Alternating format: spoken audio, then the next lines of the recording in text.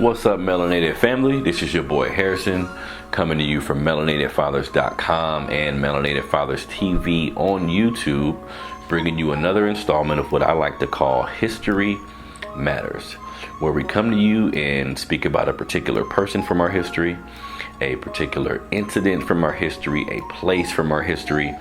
It is my belief that in order for us to get a clear understanding of where we're going as a black society, it's imperative that we get a clear understanding of where we have been already, right? So for today's History Matters video, I wanted to talk about no other than boxing great Jack Johnson. Now, I'm sure many of you by now know who Jack Johnson is, but I think his story and the things he had to endure is extremely important for us to understand. When we look at, if any of you are boxing fans out there, when we look at boxing and the history of boxing, let's just say the past 50 years of all of the black heavyweight champions who have been outspoken, who have been opinionated, they've all been treated a certain way by white society. They've all been ostracized. They've all been criminalized.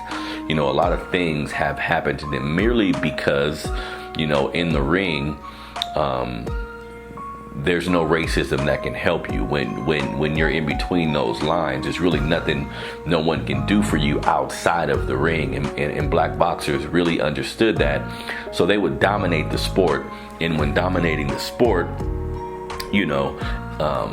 white society, people who were racist really didn't like that, especially when throughout history there hasn't been too many great white boxers. So, this society, this country has tried its best to formulate or create rather white opponents to face all of the boxing greats that we've seen so far, right?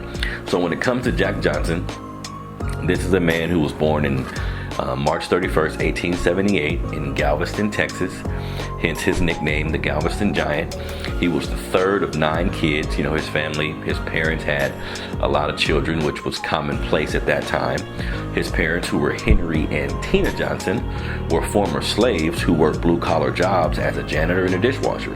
Now, his father also served as a teamster of the Union's 38th Colored Infantry Division.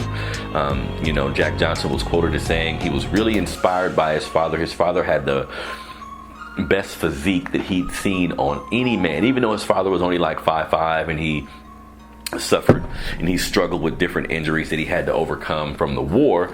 He still acted as a great inspiration in Jack Johnson's life. Now, as far as Jack Johnson's boxing career is concerned, he credits a man named Walter Lewis for getting his start in boxing, because as a teenager he worked as he worked with a man named Walter Lewis, who was a carriage painter. He was an apprentice for Walter Lewis, who was a carriage painter. Walter, in his free time, liked to go watch his friends spar. So in doing so, he would take Jack Johnson with him at times. Jack Johnson would see that, and he eventually wanted to get into boxing himself. Now, he would move around a little bit, move to different parts of Texas and things like that. But at 16, he would eventually come back to Galveston, working as a janitor at a boxing gym. He got the job at the boxing gym so he could spar and just be in the environment, right? So he would eventually save up enough money to get his own pair of boxing gloves. Once he did that, his first official fight, not his professional first fight, but his first official fight was with a man named John Must Have It Lee. It was like an outside prize fight or something like that. He was, he was able to earn $1.50, which was, a nice amount of money at that time. It was definitely more beneficial to him then. His first professional fight was November 1st, 1898 in Galveston, Texas, when he knocked out a man named Charlie Brooks. He won his first title. He wouldn't win his first title fight until February 3rd, 1903. Keeping in mind that It was extremely difficult with all of the racism and, bigotry, everything that was going on at the time. It was extremely difficult for him to become the heavyweight champion because of racism and everything that was going on. That delayed his opportunities, so to speak. According to Washington University, St. Louis professor Dr. Gerald Early, he was quoted as saying, while Johnson was heavyweight champion, he was covered more than any other black man in society. So you have to understand that was the time where, being an outlandish black man who spoke your mind, we're used to seeing it now. But at that time, that was extremely rare. In reality, he was the only one like that. Now, because he was so dominant, because he began knocking people out and just doing his thing as far as boxing is concerned, the dominant white society began to go on a search for like the next great white hope, trying to create, like I mentioned before, trying to create a contender for him, a white contender to pretty much beat the black man, right? So what they did is in 1910, they created a fight they dubbed the Fight of the Century, where they took former undefeated heavyweight champion James Jeffries. They convinced him to come out of retirement after not fighting for 6 years, and he would actually engage in the fight with Jack Johnson. Now, ultimately, Johnson would dominate the fight and was declared the winner.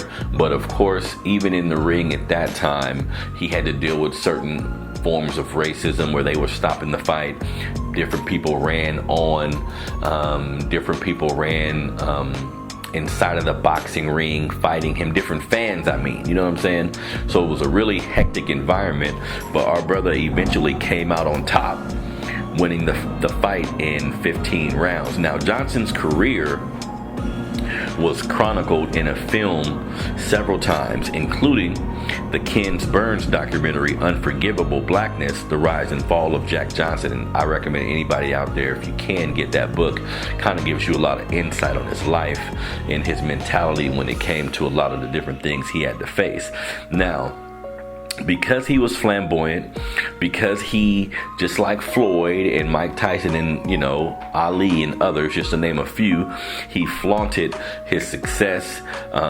He taunted his opponents in and out the ring. And at that time, one of the biggest things that Jack Johnson did in society that rubbed people the wrong way is he really, really liked white women. He would eventually marry, his 3 wives were all white ultimately, but he would not just wear big mink coats and floss his nice car and all this stuff, but he was also extremely interested in white women. And at that time, that was a complete no-no.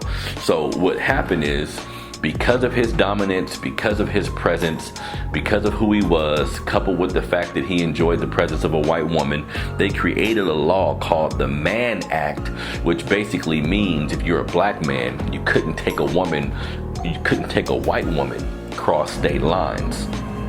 So what happened is, in 1913, he was convicted of, by an all-white jury, he was convicted of, on the Mann Act, for basically taking a white woman named Lucille Cameron across state lines. Now, initially, he skipped out on bail, left the country, only to return in 1920 to turn himself in.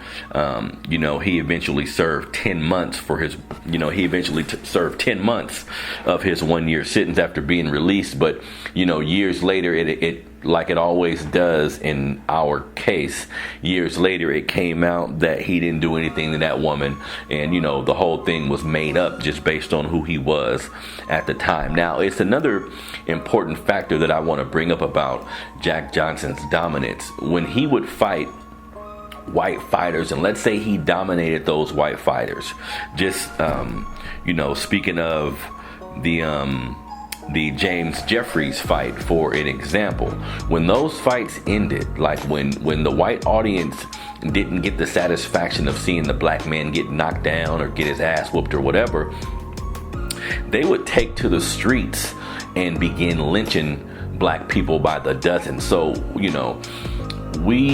throughout history, we've seen a lot of images of black people getting hung, of lynchings for different reasons. Now, when we see these examples, rarely do we get context behind what went on or why did that take place.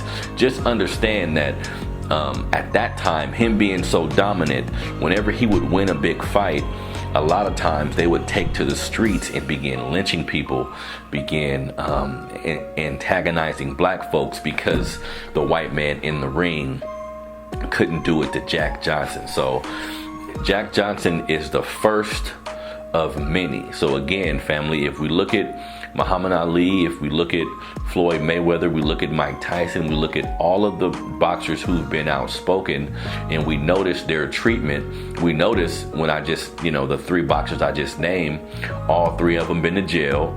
All three of them have problems with the law.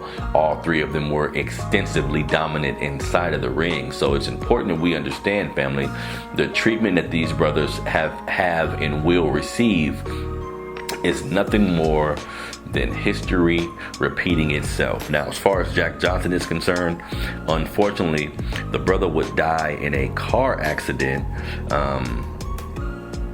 He would eventually die in a car accident in 1968.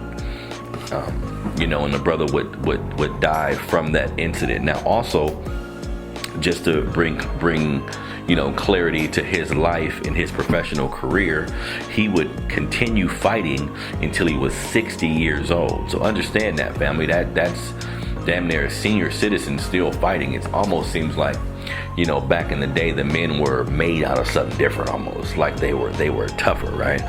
Ultimately, he had 73 wins, 13 losses, and 10 draws. He was inducted into the Boxing Hall of Fame in 1954.